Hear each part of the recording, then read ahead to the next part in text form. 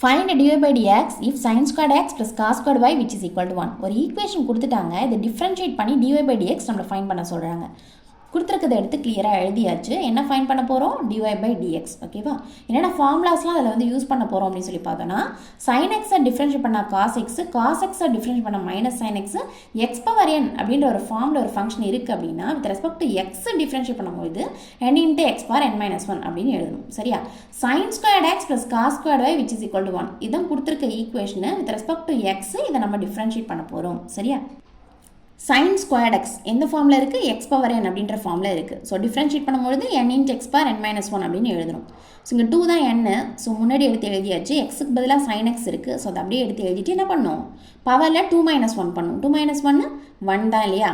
So sin xனாலும் sin x power 1நாலும் என்ன தான்? 1 தான். இன்ட்டு அகைன் நீங்கள் என்ன பண்ணணும்னா sin x நீங்கள் டிஃப்ரென்ஷியேட் பண்ணணும். பண்ண என்ன வரும்? cos x வரும். இன்ட்டு cos x அப்படின்னு எழுதிக்கிறோம். ப்ளஸ் இங்கே பாருங்கள் cos squared y இருக்குது. இதுவும் x power n அப்படின்ற ஃபார்மில் தான் இருக்குது. So n into x power n minus 1 தான் இதையும் எழுத போகிறோம். ஸோ 2 எடுத்து முன்னாடி எழுதியாச்சு. எக்ஸுக்கு பதிலாக cos y இருக்குது. பவரில் என்ன பண்ணணும்? 2 minus 1 பண்ணும். ஸோ 1 தான் வரும். So cos yனாலும் cos y power 1நாலும் 1 தான். ஓகேவா?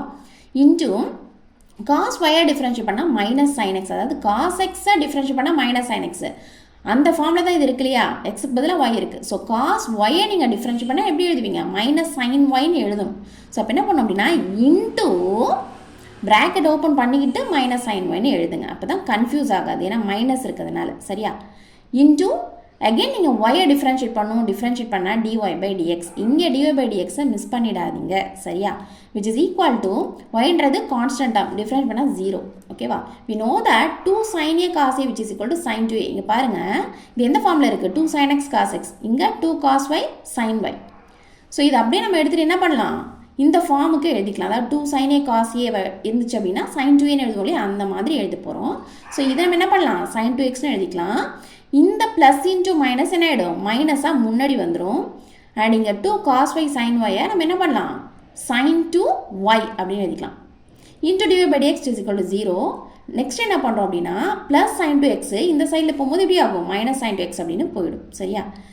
அப்போ minus sin 2y into dy by dx is equal to minus sin 2x அப்படின்னு ஆகிடுது. தென் dy by dx is equal to minus sin 2x by இங்கே minus sin 2y மல்டிப்ளிகேஷனில் இருக்குது, இந்த சைடில் வந்தால் டிவைடில் வந்துடும். சரியா? அப்போ மைனஸ் மைனஸ் கட் ஆகிடும். dy by dx is equal to sin 2x by sin 2y.